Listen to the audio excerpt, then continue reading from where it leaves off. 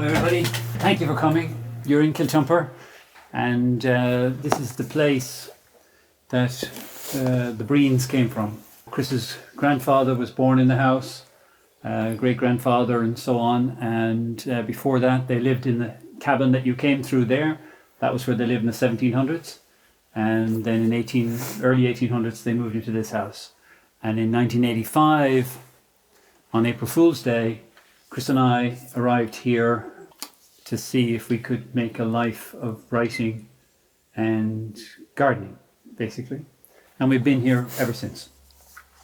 And in that time, this book in Kiltumper, between the two of us, is our 20th, between novels, plays, non-fiction.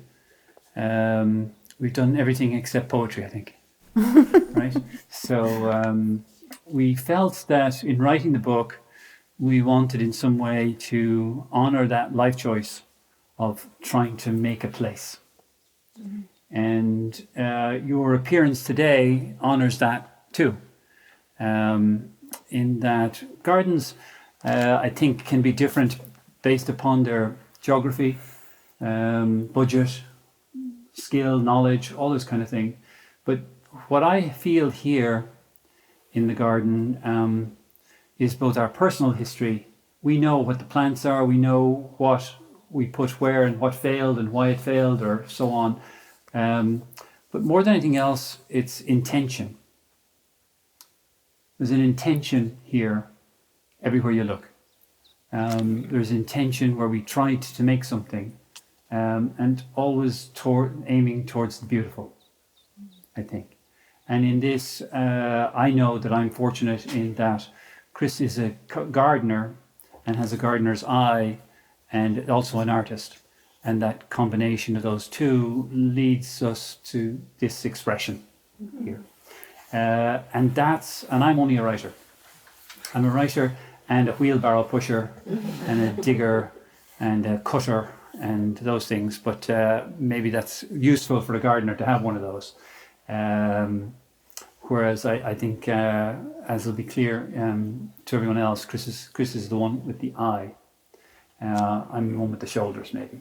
So we're going to just read from the April section of the book, since we're here in April, and this was that April. The light. The light.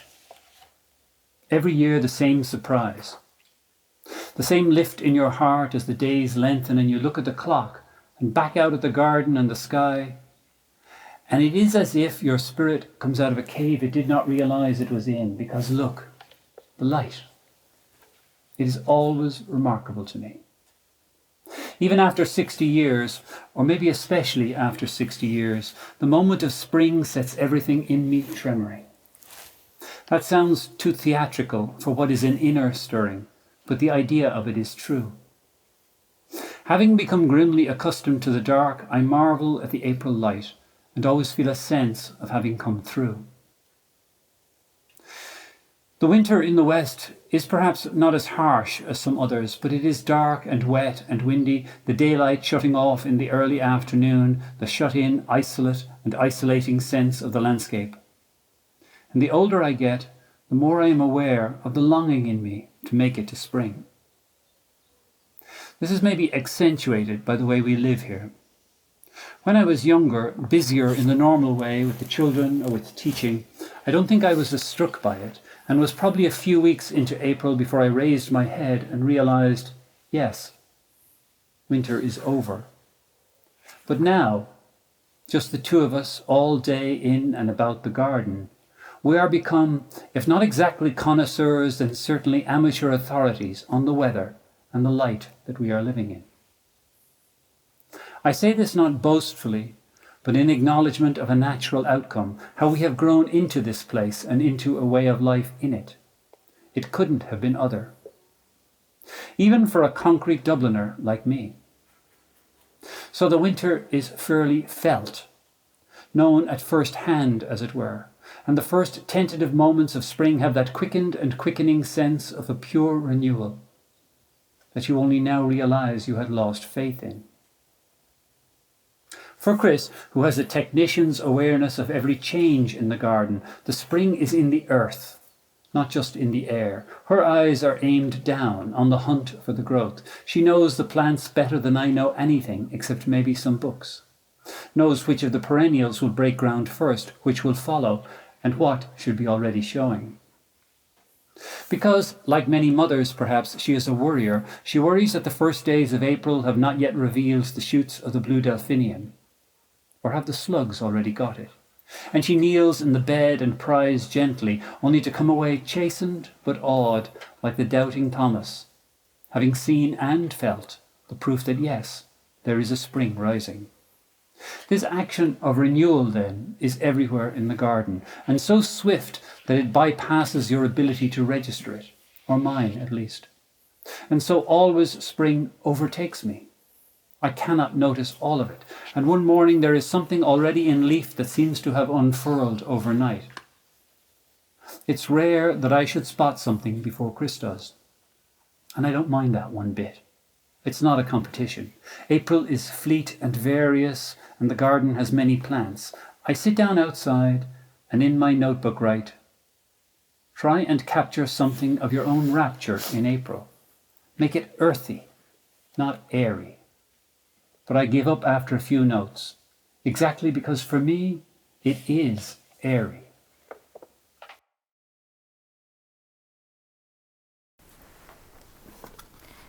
It is our 34th spring in Kiltumper, 34 years since that April Fool's Day when we first arrived from America with 4 suitcases and fistfuls of innocence and 10 boxes of books. It was raining, of course, and Mary, our ever-hearty, ever-optimistic neighbor, had promised sunshine coming with the cuckoo. 34 years ago, we walked into the overgrown jungle of the Kiltumper garden. The cottage had been vacant for 5 years, and the garden, which previously had been devoted entirely to potatoes and cabbages and onions, was largely neglected. Our first fork and shovel have long since become artifacts, broken handles now victims of the hard, stony ground in which we garden. Our daughter, who was an art student in Dublin, used to photograph their iron brown and rusted heads as they lay against the old wooden tram lift up against the cabin wall, inspiration for her fashion degree. Back then we had no idea of the rhythms of country life, and everything was for the first time. Although so many things have changed in Ireland, and so profoundly, it is in spring we catch glimpses of those rhythms still, because nothing stops the growth of the garden. It's as if the soil says, time's up. Up you go, green shoots. Take your chances. Mind the slugs. Strengthen yourself to bear the western wind. Only open your buds when the rain has ceased. Will I read this bit about the slugs? And speaking of slugs, BBC Wildlife's website says that slugs are very important. Fodder for mammals, birds, slow worms, earthworms, and insects. Insects. Is that like David and Goliath? Maybe there is an insect I don't know about that can tackle a slug. Upset the balance by getting rid of them, and you can do a lot of harm. I'll take that advice with a grain of salt. Yes, that's what happens on my slug patrols. I go out at night in my wellies with a flashlight and gloves and pick them up and put them in a bucket of salted water. I sound very cruel. Slugs love Kiltumper. By day, my slug patrol involves lifting the many terracotta pots under which they are usually hiding. I tip them into a saucer and sprinkle salt on them and leave them out for the birds. If it's sunny, I'm serving roasted slug. Of the 30 species, you've got your great gray or leopard, which grows 20 centimeters, and large black. There's a Budapest slug and a yellow one, a garden slug, that seems obvious enough, a common gray field slug, and a shelled slug. 2 deterrents I will experiment with will be to make a gutter trench around a bed. Snails and slugs can't swim, apparently, and drowned underwater. And like so many humans, slugs hate cucumbers. Next up on the bird menu, slug on a slice of cucumber. A few facts I didn't know, but which don't make me like them any better. They have green blood, can live for 6 years, and worse, their eggs can lie dormant for many, many years. One more thing, they have 27,000 teeth. I think my delphiniums have met every one of them. Can I just say, I'm not that cruel. It's just making me out to No, seem you are. like you chose this. You you've chose killed this slugs, piece, many, and I'm many thinking, slugs. oh my God, I'm like, It's slugs versus delphiniums, and well, you know, okay, Did but night patrol with the bucket. yeah. Sorry. it's okay. And now I don't really have to do it very often. Sorry to there's interrupt less- your reading less because slugs. they've got the idea and they've. Yeah, They've the vamoosed. slugs have gone down the neighbours. Okay. In this airiness is something of my own nature that I go back and forth on. My favourite cathedral is the long Atlantic beach at Duckmore, 16 kilometres away. It's an absolute place of air and sky. For Chris, her cathedral would be a dense woodland, like the woods of her childhood in Kitona, a green place, enclosed, sheltering and safe. Or equally Montauk and Ditch Plains at the tip of Long Island before it became an inn place. As will be clear, I am the less earthy, more airy of the two of us. The actual air in the garden is a key component for me and maybe more important than the earth itself. I know this is a kind of gardener's sacrilege and doesn't feature in any gardening book. And I have not come across any gardener speaking of the pleasure of the air in a place where things are greenly alive. And more than anything, this may simply signal me not as a true gardener.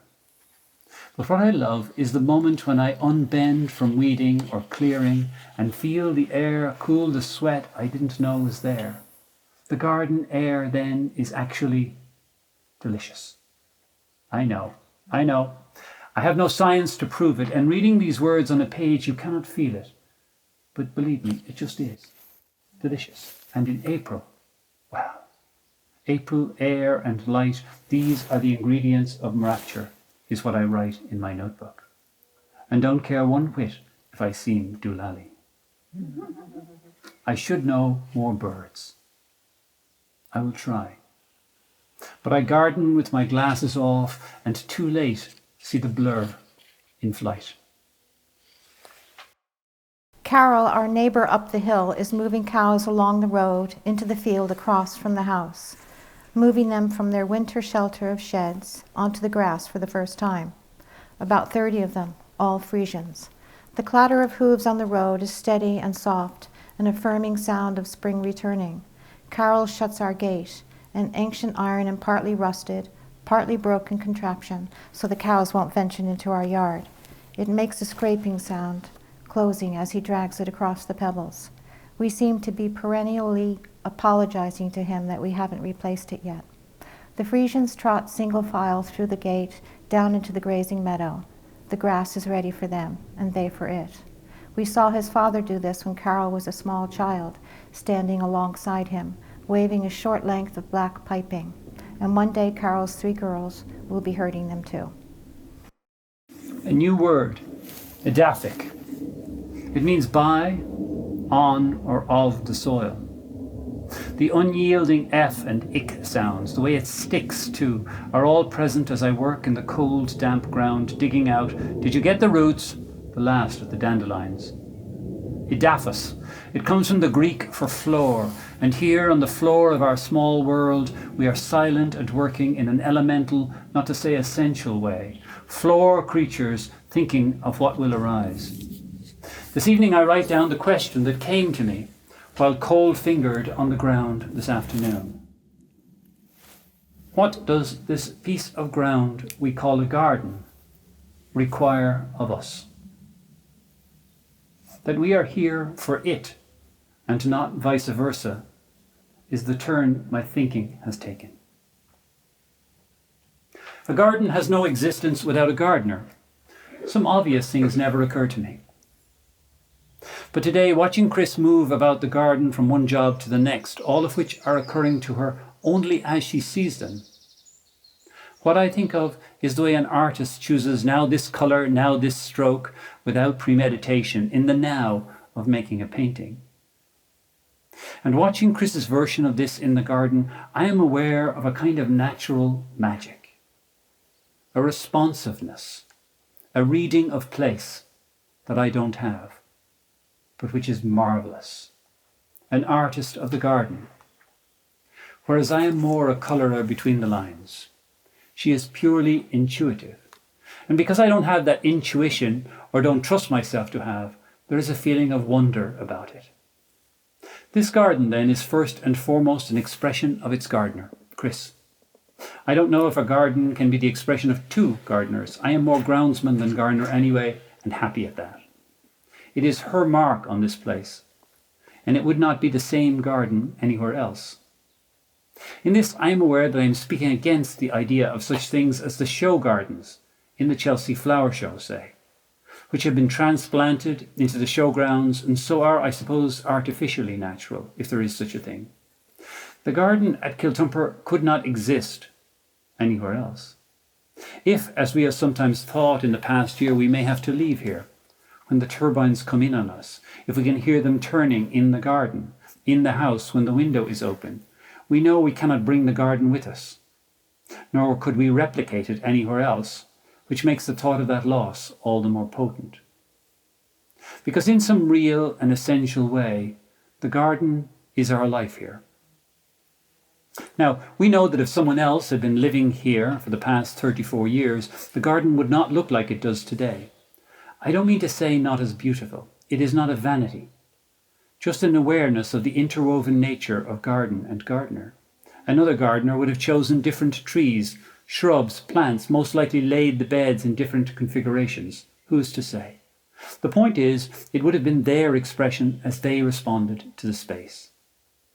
So today, in our mostly silent, steady, coming and going between the beds, it strikes me that what we are engaged in is the making of ourselves as creatures of the earth with a small e. And what might seem paradoxical at first, but is in fact stunningly beautiful in the simplicity of its conception, in that actual earth engagement, there is, for want of a better word, soul nourishment. Thank you all very much. Thank you.